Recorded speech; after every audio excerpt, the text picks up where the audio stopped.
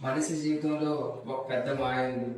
మనకున్న శక్తి మనకు కనిపించదు, కానీ ఇతరుల శక్తి మాత్రం చాలా గొప్పగా కనిపిస్తుంది. అందుకే మనం ఎల్లప్పుడూ పోల్చుకుంటూ అతను చాలా గొప్పవాడు, నువ్వు చాలా చిన్నవాడివి అని అనుకుంటూ ఉంటాం.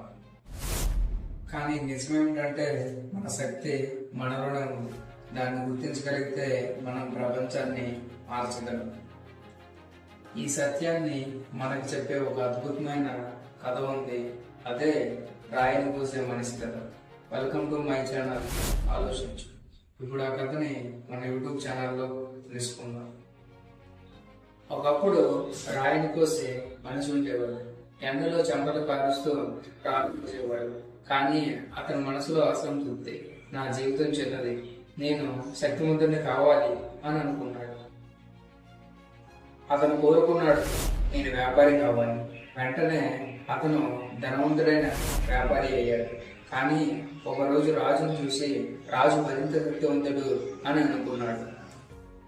అతను రాజు అయ్యాడు.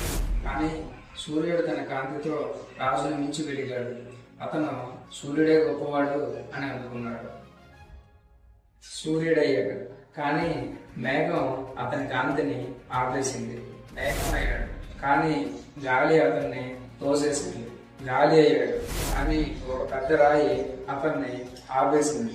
రాయే శక్తివంతం అని అనుకున్నాడు.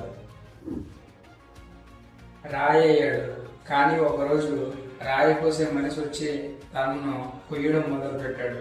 అప్పుడు అతనికి అర్థమైంది, రాయి కోసే మనిషే నిజమైన శక్తి.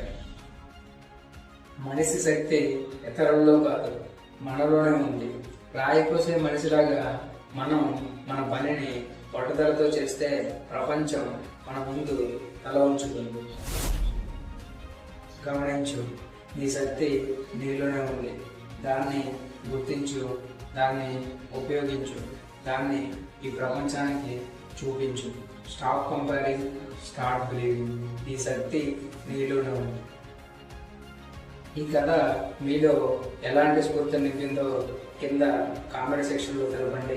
ఇలాంటి మరిన్ని వీడియోస్ కోసం ఇప్పుడే మన ఛానల్ని సబ్స్క్రైబ్ చేసుకోండి. వెల్కమ్ టు మై ఛానల్ ఆలోచించు.